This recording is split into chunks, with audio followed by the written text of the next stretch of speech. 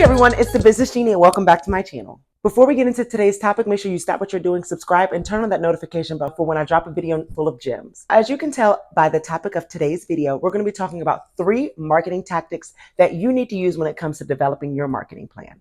Now, the first tactic I'm going to go over is FOMO, which is the fear of missing out. I've talked about this tactic a little bit before, but I'll talk about it again. Fear of missing out is when you're providing your customers or your target audience with something very exclusive that they don't want to miss. For example, for hairstylists, right now we're in the middle of the summer. So they know the next step is going to be back to school. So you can do back to school flash sales, or you can do back to school summer styles where you have a discounted percentage or a discounted amount for kids that are going back to school, adults that are going back to school, or teenagers that are going back to school. This is a fear of missing out marketing tactic. Because if you miss out on this major sale or you miss out on this major deal, then you'll be back to paying full price. And typically, FOMO campaigns are going to be on a shorter duration than your typical marketing plans.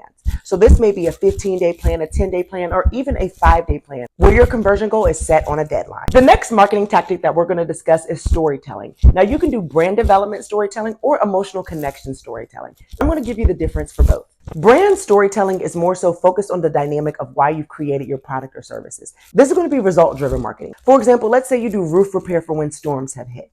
Your marketing campaign is going to be full of FAQ and full of value. Examples of your brand storytelling could be, you have this problem on your roof and you're pulling up a peeling or a lifting shingle.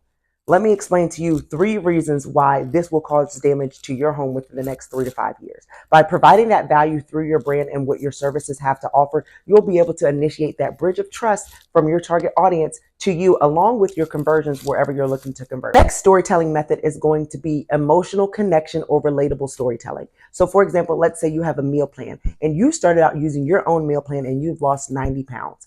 Your marketing is going to be focused on your emotional connection with your target audience, especially if your target audience is people who are going through weight loss or want to start their weight loss journey. You'll even enhance your emotional connection by saying, I thought this, or this is how I felt, or when I first got started, or in the middle, or anything that you feel as though is going to connect your target audience to you and create a stronger bridge of trust. This can be an example such as, oh, I just bought these new pants. I've lost over 2 more pounds this week. You want to know how I lost 2 pounds? You'll go through and say, I weigh myself for my breakfast, lunch, or dinner, or I weigh myself weekly. I made sure that I took extra water this week. Whatever it is that is going to make people want to say, oh, I need that to be me, or I want to have these results. Next, we're going to move on to our result-driven marketing tactic. We've already done 2.5 kind of marketing tactics, which is fear of missing out, brand storytelling, and emotional connection storytelling. Now, result-driven marketing tactic is going to be very easy because this is going to be your customer or clientele gets at the end of purchasing your product or service. So you can use marketing tactics such as before and after pictures or before and after videos. Next to word of mouth, result-driven marketing tactics are really going to be what pushes you over the edge.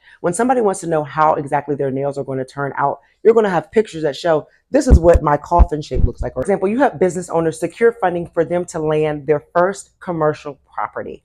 For your marketing plan, week 1 may be you going over the steps of what it takes for your customer to land that property. Second week could be more so the financial aspect, the number crunching, and what qualifications your customer will need in order for them to secure that building. The third week could be you property shopping. It could be you with your customer and your clientele, maybe going out to lunch, brunch, looking at some places, doing some tours. And then week 4 could be you signing that contract, getting your customer that key, and celebrating this big accomplishment in their lifestyle. That's 4 weeks of marketing, 4 weeks of opportunity that you have in order for you to convert your target audience over to your next customer, your next clientele that's going to be purchasing their business. Marketing is easier when you're marketing for your target audience. Again, this is the Business Genie. Thank you for joining my video, and I'll see you next time.